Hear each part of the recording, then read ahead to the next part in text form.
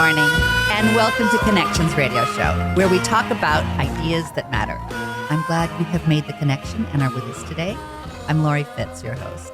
And the goal of our show is to explore a wide range of topics that challenge us to see ourselves, our community, and the world around us in ways that get us thinking, get us talking, get us imagining, get us pushing some limits, and perhaps inspired or challenged to do just a bit more because we made the connection. Our topic today is on equality and social justice, and I'm excited to have Lee Hawkins with us today to explore that and share about his podcast that he's been working on.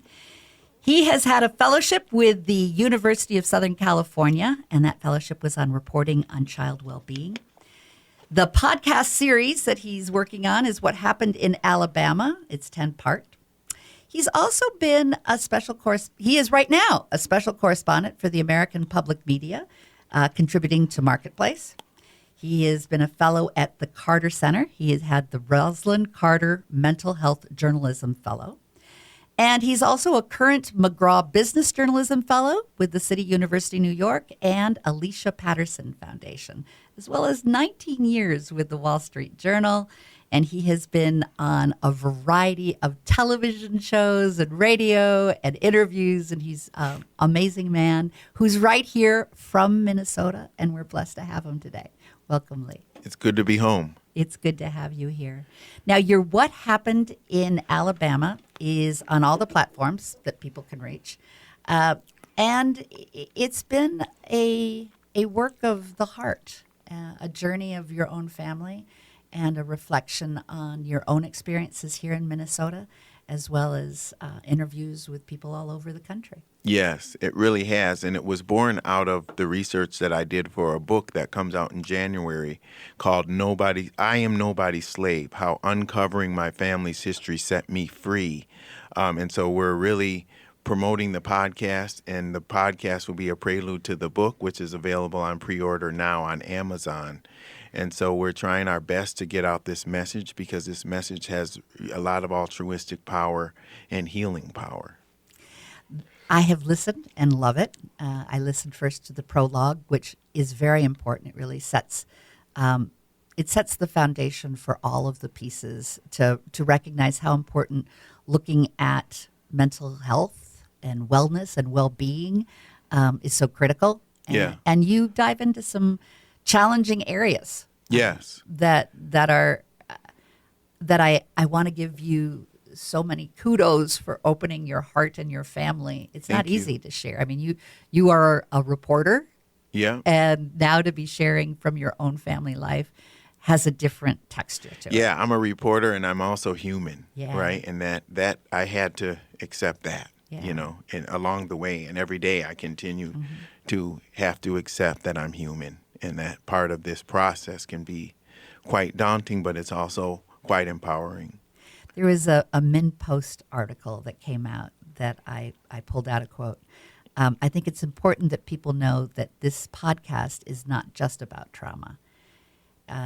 This is a podcast about how slavery and Jim Crow and the integration experience shaped the trauma in my family through generations, and the self-determination and resilience that we use to respond to it, but also the price we paid through the generations as a result. Yes, yes. In our beautiful country, America, which we all love, right? Our family, my family served this country in so many capacities, and that's part of the heartbreak of it, that we're trying to get past as to how do we get America to really live up to her true potential, as a place of liberty and justice for all. And so this is all intertwined. We have my family, and then we have the American family. And this podcast and the book go deeply into that because I have ancestors on both sides of the Civil War, white and black, slaves and slave owners. And so doing this 400-year investigation into my family, going back 400 years, was something that I opened my eyes as an American. And it's, I'm hoping that this will inspire other people to understand the power of genealogy and how genealogy can be used to heal yourself, but also to start to build bridges and bring people together. The understanding. There's I think when I listened to I can't remember if it was the prologue or the first podcast, where you made the discovery that there was something wrong and that you needed not only for yourself to get therapy, but you wanted your family to get therapy as well. Yeah. And there was that revelation that there was a duality. I mean, your sharing of your relationship with your father is deep and loving and warm, but there's the duality and the challenge of facing what he must have faced in order to have the challenges that your family faced. Yes. I mean, I was a kid growing up in Minnesota as one of the few black kids in my school district, District 622 in Maplewood, Minnesota.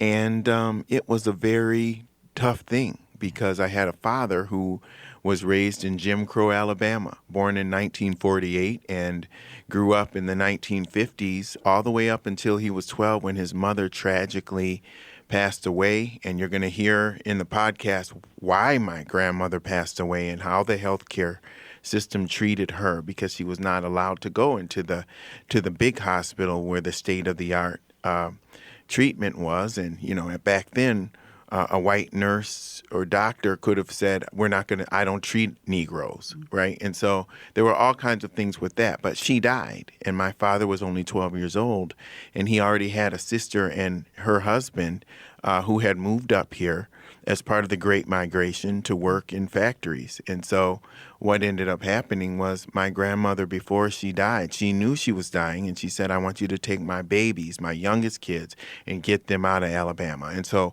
my dad moved into the Rondo community when he was 12. And we had the opportunity to interview people who remember this Southern boy with this thick Southern accent who grew into what they called Black Elvis because he had the conch hairstyle and he was a musician with a group called the Exciters. And that whole thing, Laurie, just was powerful for me because when he had his family and he met my mom when they were 14 at McCarran's Lake, he wanted to give his family everything. He wanted us to get everything we could out of the American dream. And but his mind was still often trapped in Alabama, and he had these kids going through the integration generation, and we were popular kids, among kids of all races, and that was a hard thing because our parents were afraid for us in this world, and so the trauma that I speak of in this particular instance was corporal punishment, the belt, right? And it made me wonder because I wasn't the only kid in the 80s who got the belt, right? It was prominent in the black community, but also in the white community. And I think it was prominent in the white community because I found out later that it came from the white community. It wasn't something that came from our West African roots. So we can get into that more. But so processing that trauma, because I only accepted it as trauma when I got into my early 30s. That was when I realized that corporal punishment isn't the best for black children.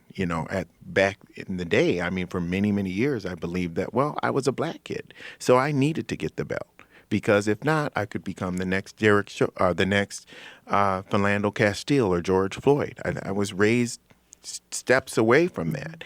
And I think that as Minnesotans, we have to accept that all of the racism isn't just in the South, right? There was a lot here and there is a lot here, and not to beat up on people, but to really start to understand how important it is to have empathy and learn what it's like to be that black person or that Ethiopian person or that person from Somalia or the Hmong person or all of the different people who came into Minnesota and the horrific experiences that some of us had when we were growing up here.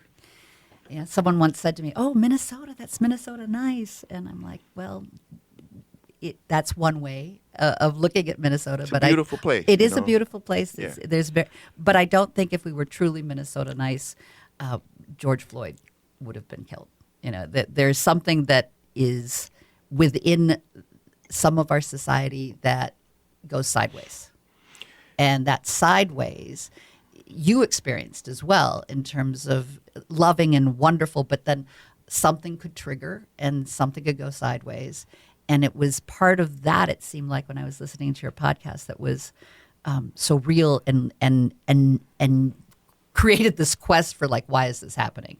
Yeah, and I'll say, I have a very talented team around me. It's not just me. I have a talented team of younger people who are rooted in the social justice in modern times. And I think one of the hardest parts about this podcast, and that have led to some of the most spirited and passionate discussions, even amongst our team, is the complexity of it. How do we capture that? How do we capture the nuance of these stories? Because two things can be true at once. That Minnesota has a legacy of progressive, activism. And reaching out to bring immigrants here. Right. And Jimmy Carter, right? Absolutely. I remember when he started bringing Hmong and Vietnamese and people here, and the wonderful contribution that they made when I was a kid, growing up and getting to know some of them, but also feeling for them, because in some cases, I had been there for so long. A lot of them were coming with a parents who didn't speak English, cousins, and but they did have a community, and right? feeling like the other. Well, they were. Yeah. I mean, Yeah. some of the jokes that were made up about them was just reprehensible, and I felt a responsibility to try and help. Because try and guide. And so I think that, but what I was saying is two things can be true. Minnesota has this beautiful progressive reputation, but Minnesota also had lynching, and Minnesota also didn't allow Black people and Jewish people to be in the dorms at the University of Minnesota, which is why the legendary journalist Carl T. Rowan had to live with my great grandparents, who were his landlord. Minnesota had Elroy Stock, who was a man who was a cashier at West Publishing Company, who sent me letters when I was a young kid doing activism in all over the state. I was youth governor of the state of Minnesota through the YMCA Youth in Government program, and speaking. I used to give this Dr. Martin Luther King I Have a Dream speech, because we marched to make his birthday a national holiday. And when I was in the newspaper, this person who we didn't know who he was at the time was sending letters to my school with my picture cut out of the paper and Xerox with these letters, these Bible verses that were supposed to be anti-race mixing, as he called it. And I was just little kid, I wasn't a little kid, but I was like 15 years old. And, one of the things about that experience I'll never forget is that I had a police escort to school for about a week. And even that in itself, not knowing who to trust, not knowing did it come from him, did it come from a teacher, did it come from a classmate's parents, who did it come from? But then at the same time, that police officer did take me to school, and he was a good man. And so, two things can be true. And later on, the FBI found out that it was Elroy Stock, and that he had sent over 100,000 letters to people all over. And he had also just donated $500,000 to Augsburg College, who was prepared to name it a theater after him. And so they ended up not doing it, and he sued. But the point is that this was, that was when I started to understand what a white supremacist looks like. It wasn't that they were always people who were on the fringes of society or living, in squalor or, working class or all of that. And yep, some of them are, but there were also people at the top of the society who have millions of dollars who embraced white supremacist ideas. And this man, Elroy Stock, was, very, very passionate, if not self-righteous, about keeping the races separate, but also wanting to defend himself and say, I'm not a racist, I just support separatism. So this was all in Minnesota. And so capturing the complexity of all of that is really, part of the challenge. You have more space in a book, but in a podcast, what we're really trying to do is to educate people and give people an opportunity to hear these stories and to be able to digest them. And I'm so fortunate that I have people on my team who are really seasoned in this format. And so that's what we're trying to do. And I think we've succeeded so far. I think we have. I felt immersed. It has a wonderful enveloping where you're listening to not only your recollection, but the interviews that you do, and it takes you to a place of a different kind of understanding that allows you to hold both things at once. I think Good. that does come through. Good. You absolutely feel the dedication and love between you and your father, and also the pain between you and your father, but also the sharing that allowed more of his history to come out. Yeah. That he had not been able to. And you losing him, when you were just, starting your journey. Spoiler alert. Oh, sorry about that. No, it's okay.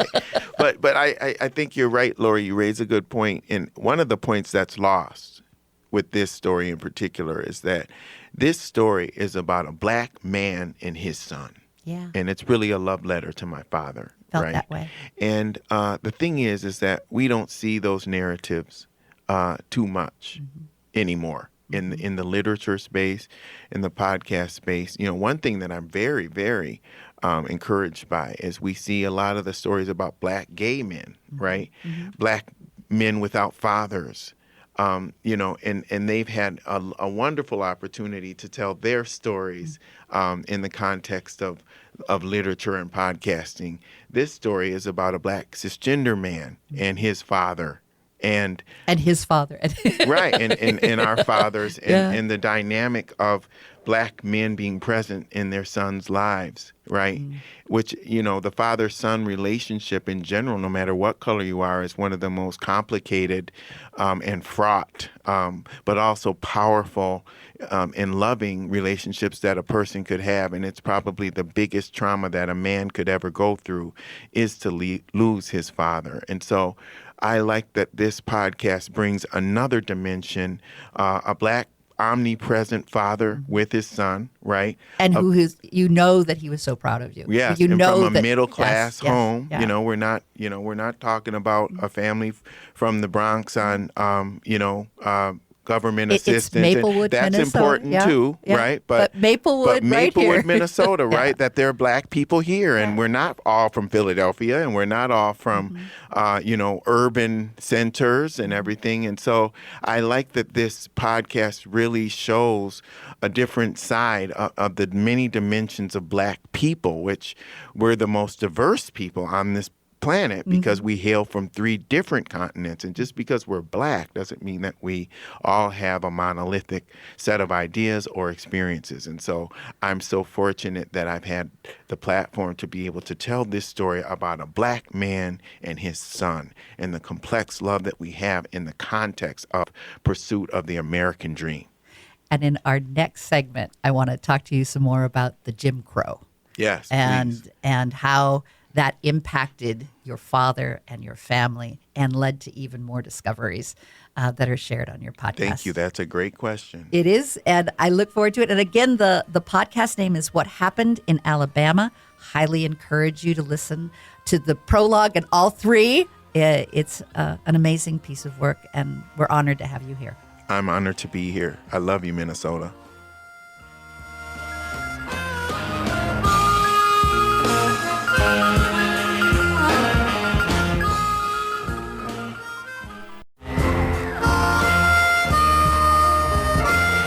Good morning and welcome back to Connections Radio Show, where we talk about ideas that matter. And our topic today is on equality and social justice, and we are exploring that with Lee Hawkins. Lee has been producing an amazing podcast, What Happened in Alabama. And he currently is a special correspondent for the American Public Media, contributing to Marketplace. He was a finalist for the Pulitzer Prize in 2022 on the work of the Tulsa Massacre of 1921. That was with a team of reporters at the Wall Street Journal. So we are very privileged to have Lee here today to share about his podcast and about his book. You have a wonderful book coming up. Yes, I Am Nobody's Slave, How Uncovering My Family's History Set Me Free. Available on Amazon for pre-order right now. Right now, so we can go to Amazon and get it. And so you don't forget, right? That's right. Get it when now. It comes out, you might forget. That's right. Don't forget. Your podcasts are amazing. Thank you. I don't do it myself, but a great team. But thank you. Yeah. Kudos to your great team. Thank you. That are pulling it together and working through thorny issues. Yeah. American history, Jim Crow segregation, which I don't think has gotten the right definition around it right now. And so I'm trying to change that to help people understand what it really was as opposed to what we were taught in school. That Jim Crow was a system of segregation. That's what we were taught. But really what Jim Crow was apartheid, 100 years of apartheid after slavery that Black Americans went through. And my father was one of them, that he was born in 1948 and grew up in the 1950s as a boy and really didn't talk a lot about it when I was a kid. But when I became an investigative reporter, that story was gnawing at me. So I decided, darn it, I'm going to go pursue it because we have the DNA testing now. And so you can dig deeper. You can, and I want to inspire more people to do that work.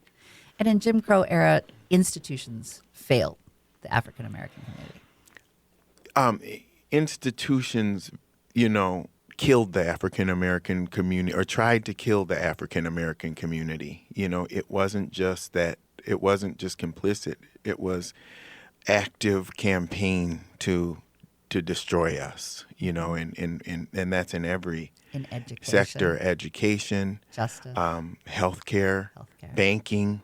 Let's face it. One of the reasons getting a mortgage. Yeah. Redlining, racial covenants. You have the great work done by Mapping Prejudice here, they're my friends, and I love those people.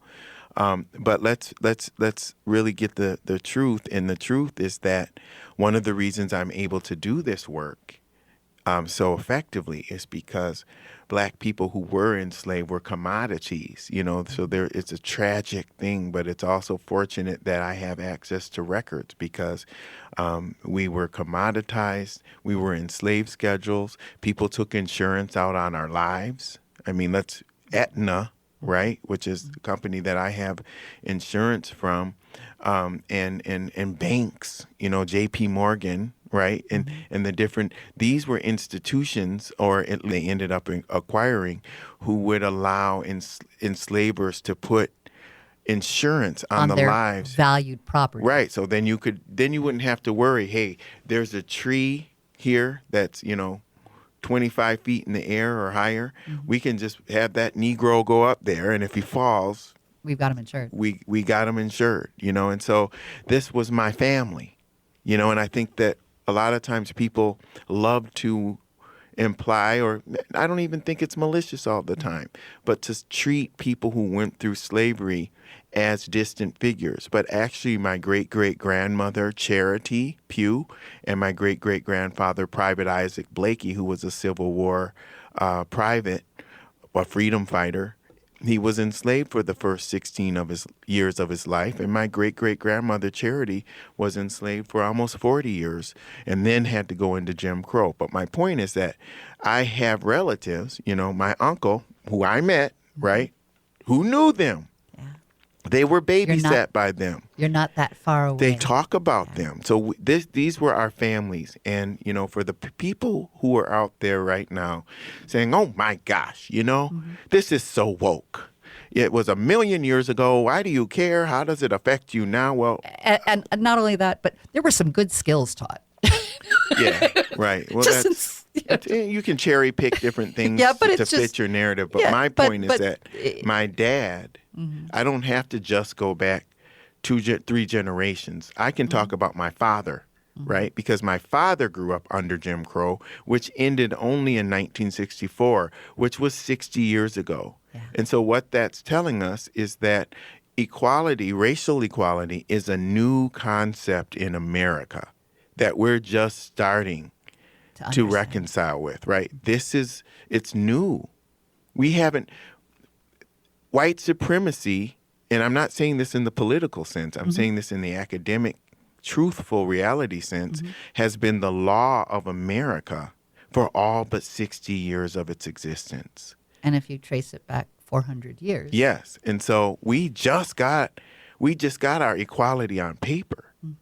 And so, of course, we have problems because nobody has been taught that, right? And if people have been taught that, the cognitive dissonance of won't allow them to accept that my father grew up in a system not that was where the worst thing was separate water fountains and Rosa Parks sitting on the back of the bus. Martin Luther King wasn't Jim Crow. Martin Luther King was the response to Jim Crow. So we've learned about how we responded. But what were we responding to?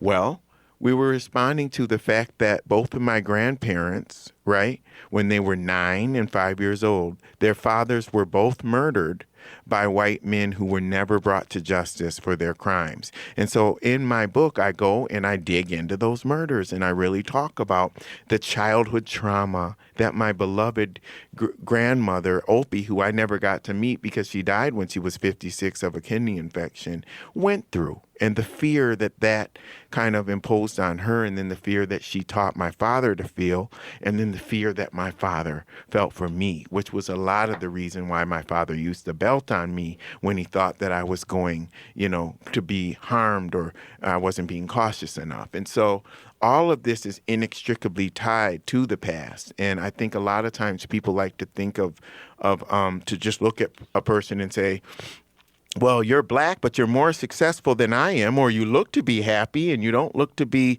someone who's ever, I had one white guy send me a note who said, I knew you in high school and you've never experienced discrimination, and he never knew anything about me. And so I'm not here to complain, but I'm here to help people understand that the legacy of Jim Crow was not just about segregation. It was about murder, violence, sexual assault against women. And our country allowed it. And there wasn't, they just allowed Emmett Till's accuser to die without serving 1 minute in any kind of incarceration. And so, that's not fair. And it's also something that, of course, affected us. But just because black people look to be not affected by this and have had to hold all of this in doesn't mean that we're not affected by it. And, when you see a black person, a lot of times people they think we're young and they say, oh, black don't crack.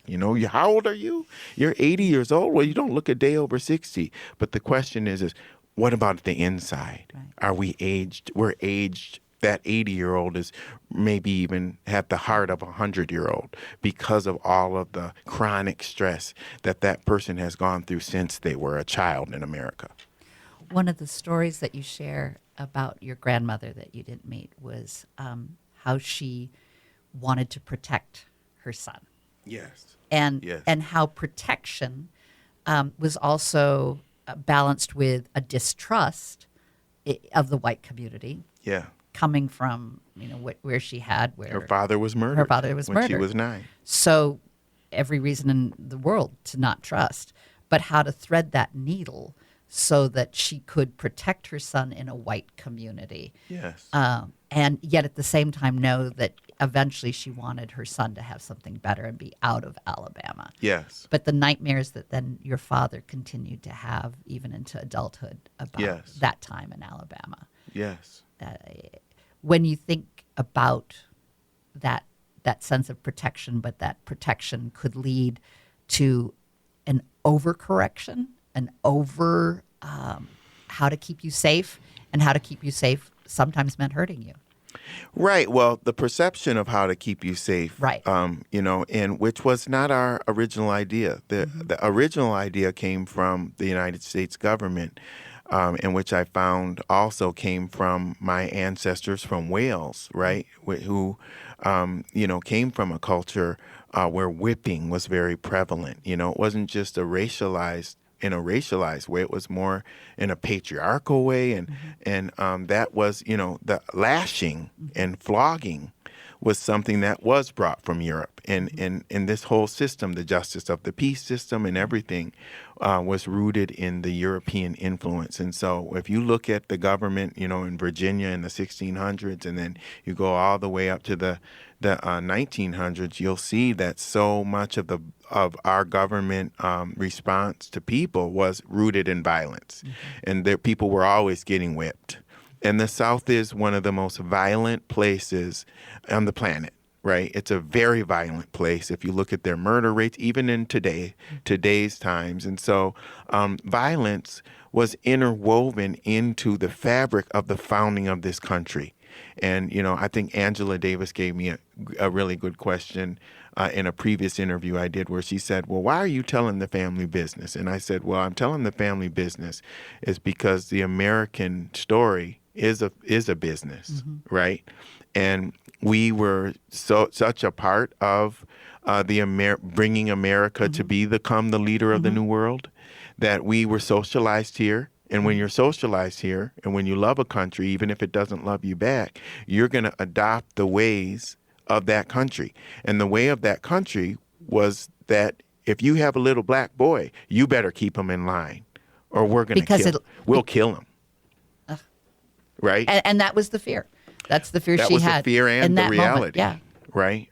That was the fear, and that was also the reality, because around them, not only was her father murdered, but there were also many other people being lynched and murdered and all of that all the time around them, right? And so you would hear these stories. You know, I was born not long after, like 15 years after Emmett Till was killed, and he was killed on my birthday.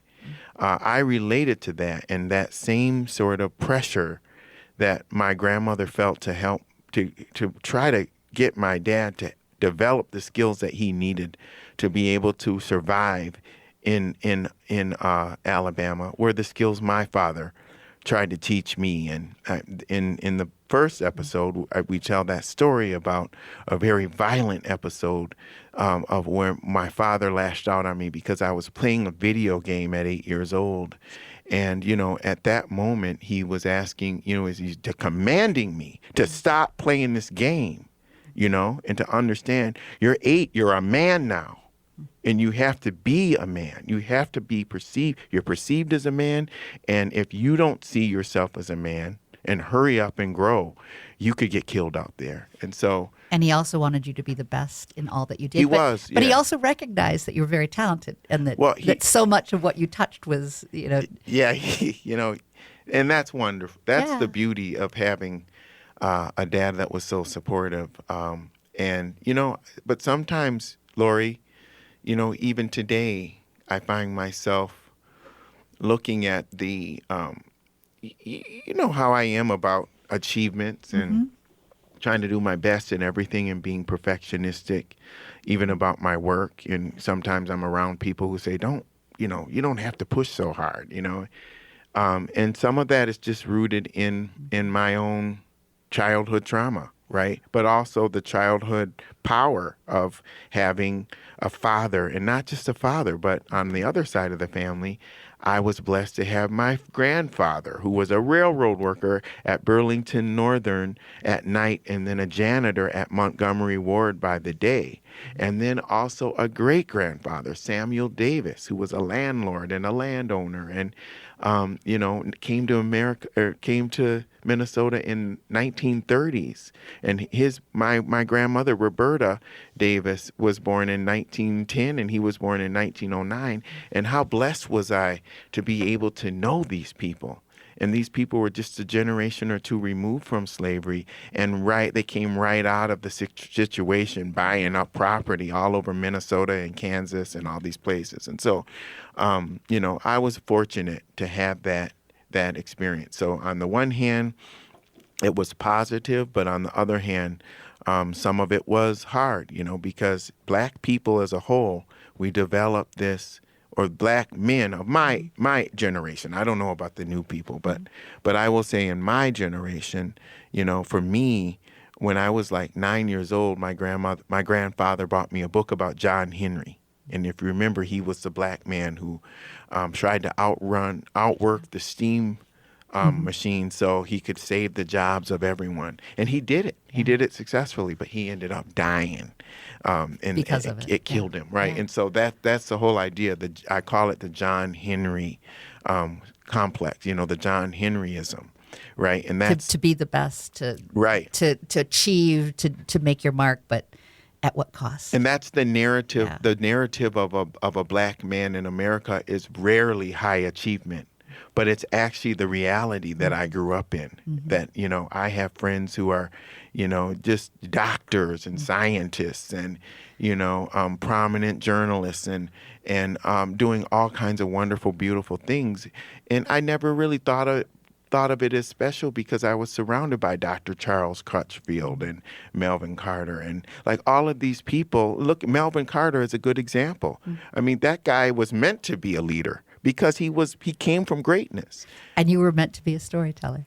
Thank you. I need to shut up so you can get your questions out. No. We're good. We're actually very good. In fact, we're going to take a break and we're going to come back. We're going to continue the conversation on Jim Crow, but also the impact for all the DEI happening right now. There's corporations that are not knowing what to do. What does that look like? How do we heal together?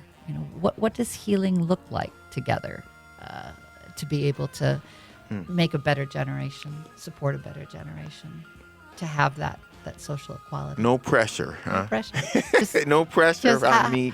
We'll just have like 10 minutes to solve that, and then that'll be good. Well, we should. That's a good, worthy goal. Yeah. We'll look forward to having you back just after a few short commercials.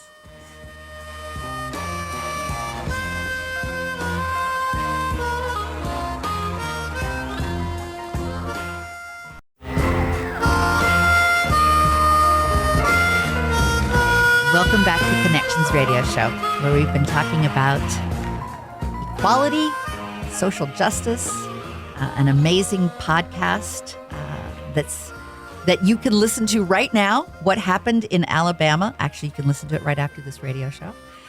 Three parts have dropped so far, and there are more coming. Yes. And we have our friend Lee Hawkins, and Lee is the narrator, the supporter, the producer for this podcast. He's also a special correspondent for American Public Media. He contributes to Marketplace. He's also a finalist for the Pulitzer Prize. He was a finalist for the Pulitzer Prize in 2022 for the Tulsa Massacre of 1921. He did that with a team of reporters at the Wall Street Journal.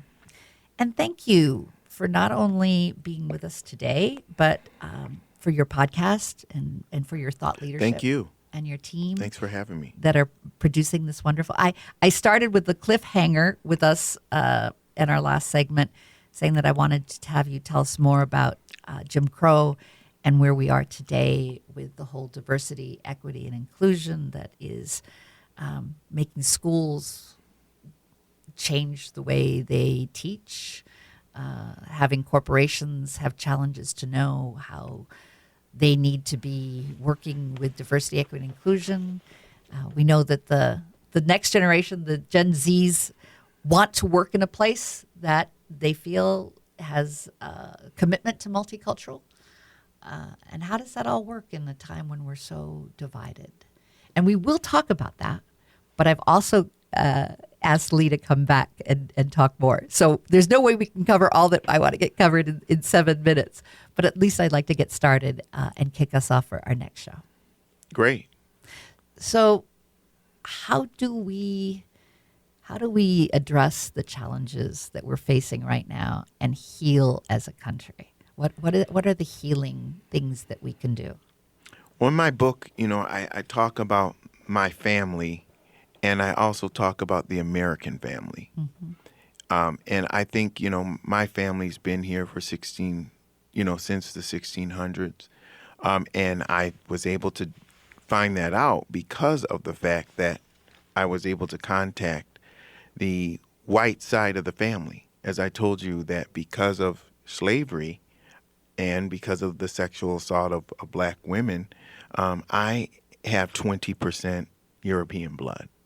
And so one of the hard parts about, the dark secrets of the American family is that we have not come to terms with the fact that not only did we go through slavery together, but a lot of us are related by blood. The average black person has, about 25% European blood, DNA. And in my own situation, how I've been able to begin the process of start to heal from the effects of this is, I'm fortunate that I have the Pugh family, which is the descendants of the people who actually enslaved my great-great-grandmother Charity.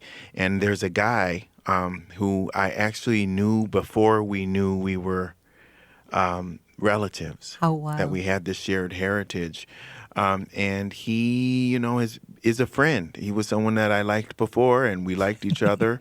I used to have to call him every month. He was a PR guy, and I was a young reporter. And so we don't agree on everything. We have different politics and stuff on some things. But he is committed. He's a very conservative guy. As a matter of fact, he's an insider in the Republican Party. He wrote the speech for Governor Scott Walker, who was one of the more conservative. He wrote the inaugural speech, and so, but at the same time, he's devastated by the history that we share, and he's devastated by the idea that we haven't moved forward as a society as quickly as we can, and so our friendship is rooted in him introducing me to the 80-year-old cousin or 88-year-old cousin who I have in Virginia, who has a big sign of General Lee, a painting of General Lee in his living room, yet and still opened up his house and the archive of the family to help me get the research that I needed done to start to piece together all of this story and how it affected me. And so, would I call them family? Yes, it felt very much like family. We sit down and we had meals together. Jim and I go to, we've gone to football games together. He took me to the Buddy Guy concert in memory of my father after my father died because, He's a musician. Yeah, and so, and you'll find out the significance of Buddy Guy in the podcast. But my point is that we can heal one family at a time. And it doesn't mean that you need the white side of the family to have some kind of kumbaya moment where everybody's holding hands and crying and what have we done? Because you're not responsible for the sins of your forefathers, but you can control the present and the future. And what we've done is we brought our authentic selves to the table, and we've been researching this history together. And so I think part of the healing, Laurie, is genealogy. Know yourself. Know from whence you came. And that is the beginning. And that means to understand your grandfather, your grandmother, your parents, and the different things that touched them too tender of a place to talk about. If you investigate, sometimes you can find out through genealogy the things that they went through and what they're hiding. And then you can go to them and talk to them about it in a loving way. And that's how we begin to heal. And being able to be willing to look at the secrets and have them not be secrets anymore. Right. So that they can be shared and don't have that same power over us. That is such a big part of the American story. We've kept so many secrets from our children, and not even wanting to teach the reality. Someone said to me the other day, well, your book deals with a lot of trauma, and maybe it's just so you can scale back on the trauma. And this was a person who is a very progressive person, and I was thinking on the way here, well, Governor DeSantis agrees with you, and so does Senator McConnell. They don't want to see any black trauma, right? And so sometimes we have to accept how much we agree with the GOP, right? And so if you're going to say that, then really know what it means, because instead of thinking about how hard it is to read it, think about how hard it must have been for a child to go through whipping, right? Have empathy for children. And want something more and better for the future. Their generation. Yeah. And I have to leave it there. Great. Well, this has been wonderful. It's been wonderful to have you too, Lee. And I'm looking forward to having you come back and again share the book that we can buy right now. Nobody's Slave: How Uncovering My Family's History Set Me Free on Amazon. Pre-order right now. Because we don't want to forget. We don't want to forget. We want to buy it right now so that it gets when delivered. When it comes out, it comes right to your house. And what happened in Alabama.org is where you can find our podcast. Thank you for this wonderful opportunity. Thank you. I love Minnesota. And you're coming back. I'll be back. Any excuse, I'm here. And thank you for sharing. And thank you for being with us today. Thank you. God bless you.